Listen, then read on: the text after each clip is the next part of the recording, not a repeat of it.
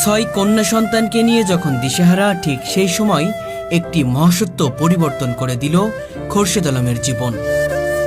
ছয় মেয়েকে নিয়ে অনিরাপদ জীবনযাপন, সমাজের কটুকথা আর অভাবের যন্ত্রণা যেন তার জীবনকে দুর্বিষহ করে তুলেছিল। একজন সহজ সরল মানুষ খোরশেদ আলম, যিনি বোঝে না কোনো কুটিলতা বা জটিলতা।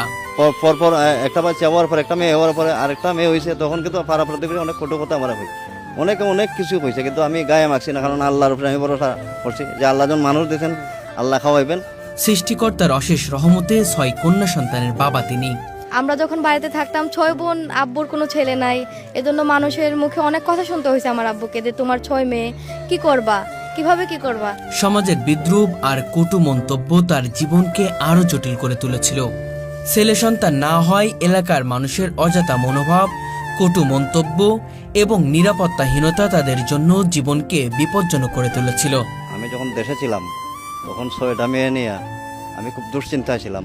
পাড়া প্রতিবেশী বা গ্রামের মানুষ, গ্রাম্য সংস্কৃতি বুঝে নই, অনেক সময় অনেক কথা হইতো, অনেক সময় আশঙ্কা করতাম যে আমার 6টা মেয়ে নিয়ে, মেয়ে সন্তান তো ইফটিজিংয়ের শিকার হতে পারে, অনেক দুশ্চিন্তায় ছিলাম। এই পরিস্থিতি আর আতঙ্কময় জীবন থেকে মুক্তি পেতে খোরশেদ আলম তার জেলা হবিগঞ্জ ছাড়ার সিদ্ধান্ত নেন।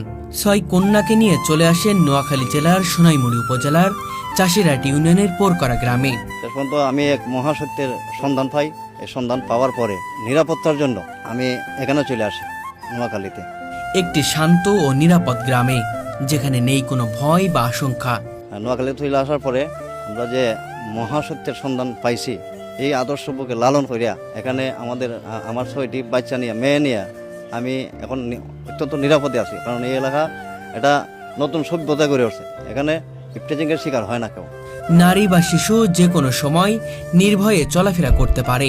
এই নিরাপত্তা, নিশ্চয়তা আর তৌহিদের আলোকিত সত্যই খোরশেদ আলমকে নতুনভাবে জীবনযুদ্ধে লড়ার শক্তি দিয়েছে।